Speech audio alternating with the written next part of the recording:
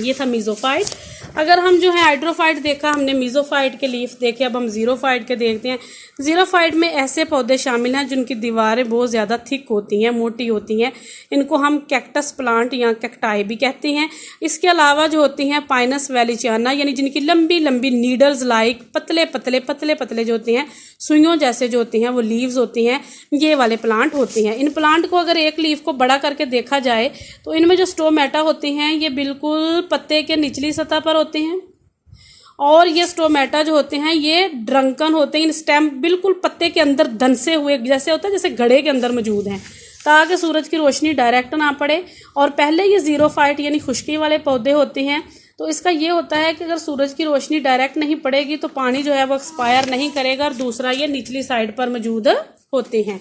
अब ये जो पत्ते हैं अगर हम इसको देखें स्टोमेटा को बना के, तो स्टोमेटा जो होता है ये यूं करके एक जो होता है वो ओपनिंग है, इसको हम स्टोमेटा कहते हैं। ये इसका पोर होता है जिससे पानी बाहर निकलता है।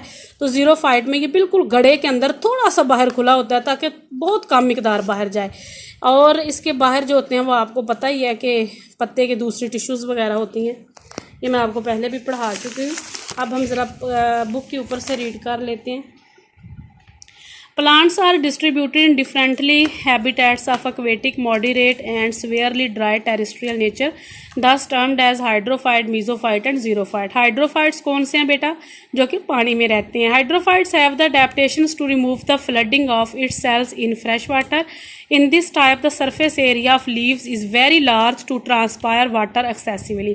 यानी पत्ते के जो surface area होता है वो बहुत ज़्यादा नहीं ना बोले बहुत ज़्यादा होता है, जिससे जो वाटर है वो क्या करता है, ट्रांसपायर कर जाता है। Extensive stomata are present on the upper surface facing the atmosphere to promote loss of water, यानी वो वाटर को प्रमोट करने से जो है वो रोकते हैं। Mesophytes have moderate water availability, यानी इसकी जो होती है वो ना ज़्यादा ना कम, दरमियानी सी होती है। Insufficient supply of water stomata are kept open to promote loss of excess water, however in restricted supply stomata close to prevent the loss, यानी ये क्लोज हो जाता है और ये ज़्यादा पानी का लॉस नहीं करता। इसमें हम ब्रासिका, रोज, मैंगो के एग्जाम्पल देते हैं। जीरोफाइट्स यानी ये खुश्की पे रहने वाले पौधे हैं। Have the adaptation for reduced rate of transpiration. Many xerophytes possess small thick leaves to limit water loss by reducing surface area proportional to the volume, यानी ये नीडल लाइक होते हैं, बहुत ज़्यादा कम शेप के होते हैं, और ये इसलिए ज़्यादातर ऐसे होते हैं ताकि इनका जो volume surface to volume ratio है वो कम हो, यानी जो पत्ते की सरफेस है ये कम से कम बाहर वाली एटमॉस्फेयर को टच करे। Their cuticle is thick, waxy and leathery, इनकी जो क्यूटिकल होती है मोटी होती है, वैक्सी होती है और लेदरी होती है। Stomata are on lower surface of leaves and located in depression. Stomata जो होते हैं ये पत्तों के निचली सतह पर होते हैं और ये डिप्रेशन यानी गड़ों के अंदर होते हैं। Some as cacti during the driest season shed their leaves to restrict transpiration completely. कुछ जिनको हम कैक्टाई प्लांट कहते हैं ये खुश्की के मौसम में अपने पत्तों को गिरा लेती हैं और ट्रांसपायरेशन के प्रोसेस को रेस्ट्रिक्ट कर देते हैं। The stems are the photosynthetic organs, तो इनके जब पत्ते नहीं होते तो इनके जो स्टेम्स होते हैं वो वाले ट्रांसपायरेशन थोड़ी बहुत करते हैं, और स्टेम्स के अंदर पानी भी ज़्यादा से ज़्यादा मौजूद होता है और वो फोटोसिंथेटिक ऑर्गेन के तौर पर यूज़ होते हैं।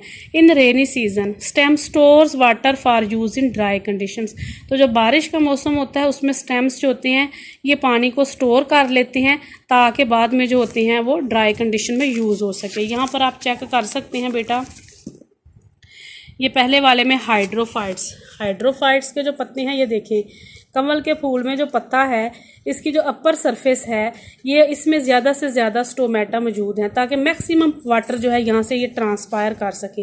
निचली सतह पानी को टच करती है, स्टोमेटा नहीं होते।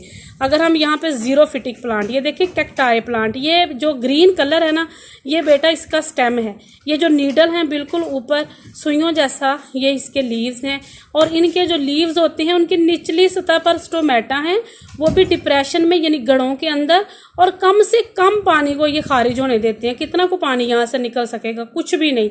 और ये जीरी कंडीशन पे होते हैं, सहराई पौधे होते हैं, और इनका स्टेम जो होता है लीफ की अदम मौजूदगी में, गैर हाजिरी में act as a photosynthetic organ, और ये एक्चुअली पानी से भरा पड़ा हुआ होता है। ये नीडल नहीं, पत्ते नहीं, बल्कि जो ग्रीन कलर का स्टेम होता है ये पानी से भरा हुआ और फ्लैशी होता है, ताकि अगर साल एक बारिश भी ना हो तो ये वाला जो होता है स्टेम, ये पानी जो होता है ये काम करता है, पौधे को यहाँ से पानी मिलता रहता है ताकि इसने पानी को एब्जॉर्ब किया होता है। जो मीज़ोफाइट है वो रोज़मर्रा ज़िंदगी में आपको पता है बेटा कि मैंगीफेरा इंडिका यानी कि मैंगो का पौधा ले लें, द्रेक का ले लें, सफ़ेदे का ले लें, और इस तरह से रोज़ा इंडिका ले लें, जामन का पौधा ले लें, ये हमारे मीज़ोफाइट प्लांट हैं। बारिश हुई तो इनकी दोनों तरफ स्टोमेटा होते हैं पत्तों के, तो ऊपर वाली साइड ने काम किया। बारिश नहीं हुई, गर्मी ज़्यादा है, तो ऊपर वाली सरफेस जो होती है पौधे की वो वाली बंद हो जाएगी, और जो निचला हिस्सा होता है पौधे का उसमें से पानी निकलना शुरू हो जाएगा। लेकिन एक बात ये भी है, ये ट्रांसपायरेशन रेट को रिड्यूस भी कर लेते हैं, क्योंकि स्टूडेंट्स मैं आपको एक ये भी बात बताती चलती हूँ कि ये रिड्यूस इसलिए कर लेते हैं कि ट्रांसपायरेशन जो है ये फर्स्ट ईयर में हमने पढ़ा था। एक बड़ा ही मशहूर हमारा सवाल था कि transpiration is a necessary evil, यानी ये एक ज़रूरी भी है और ये एक इवल भी है, यानी एक बुराई भी है। पौधे की बका के लिए, ज़िंदगी के लिए ट्रांसपायरेशन बहुत ज़्यादा ज़रूरी है।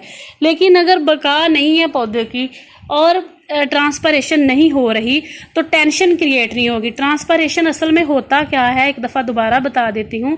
ट्रांसपायरेशन होता है release of water from the living organ यानी surface of the leaf through the pores यानी स्टोमेटा के ज़रिए से पानी का निकलना कहलाता है पौधे में ट्रांसपायरेशन। ये ट्रांसपायरेशन होता है, ऊपर से पानी निकलता है, इस खिंचाव की वजह से पानी पौधे के अंदर हरकत करता है और ज़मीन से पानी जो है ये जाइलम के अंदर आता है। अगर ट्रांसपायरेशन ना हो तो पौधा जो है वो ज़मीन से पानी, जाइलम जो है वो खींचे ही ना। पानी नहीं खींचेगी तो नमकियात भी तो पानी के अंदर ही डिज़ोल्व ज़मीन से ले रहा होता है, अपने मिनरल ज़मीन से ले रहा होता है, वो कैसे लेगा। लिहाजा ये पानी को ज़ाया करने का अमल है ट्रांसपायरेशन। लेकिन transpiration is a necessary evil, पौधे की ज़िंदगी के लिए ये बहुत ज़्यादा ज़रूरी बुराई है। ये बुराई ज़रूर है, पौधा बुराई करता है ना, यानी पानी को खींच के ज़ाया करता है, लेकिन ये उसकी बका के लिए एक ज़रूरी अमल है। दूसरा, ट्रांसपायरेशन होती है तो ही तो हम लोग जो है वो पौधे के नीचे बैठते हैं गर्मियों के मौसम में, तो हमें ठंडक का एहसास होता है। एक तो वो जो होता है वो दोपहर के वक्त ऑक्सीजन रिलीज़ करता है, हमें ताज़ा ऑक्सीजन मिल रही होती है। दूसरा जो है ट्रांसपायरेशन प्रोसेस के ज़रिए से जो पानी वो अपने स्टोमेटा के ज़रिए से बाहर रिलीज़ करता है, उससे हमें ठंडक का एहसास भी होता है। तो स्टूडेंट ये मेरा दूसरा लेक्चर है, ये भी मैं आपको जो है वो ग्रुप में शेयर कर देती हूँ। काइंडली आपकी जितनी भी क्वेरीज होती हैं, जो क्वेश्चन होते हैं, जो आपको प्रॉब्लम होती है, वो आप इसमें मुझे बता सकती हैं। मैं एक दफ़ा दोबारा आपको बता देती हूँ, आपने बोर्ड की किताब ही यूज़ करनी है। अगर आपने हेडिंग के लिए कुछ देखनी है तो उसमें आप जो है वो स्कॉलर वालों की, इल्मी वालों की, कारवान वालों की, कॉलेज वालों की, चारों अच्छी किताबें हो जाए आप इनमें से कोई भी ले लें और हेडिंग देख लें बेटा। अदरवाइज़ मैं हेडिंग साथ साथ आपको बता भी दूंगी जहाँ ज़रूरी होगी, लेकिन आपने बोर्ड की किताब से इधर उधर नहीं होना, पढ़ना आपने बोर्ड की किताब से ही है। बहुत शुक्रिया, thank you so much students. आज का लेक्चर यहाँ पे ख़त्म होता है। कोई भी मसला हो तो आप मुझे बता सकती हैं ग्रुप में। और एक बात और, आपके और जो दूसरी क्लास फेलोज़ हैं जिनके नंबर मेरे पास मौजूद नहीं हैं और आपके पास मौजूद हैं, आप काइंडली उनसे कहें कि अपना व्हाट्सएप नंबर भेजें, अपना नाम और रोल नंबर मुझे भेजें, आपके ज़रिए से मुझे भिजवा दें, मेरे पर्सनल नंबर पे मुझे भेज दें ताकि मैं उनको भी ऐड कर लूँ। Thank you so much.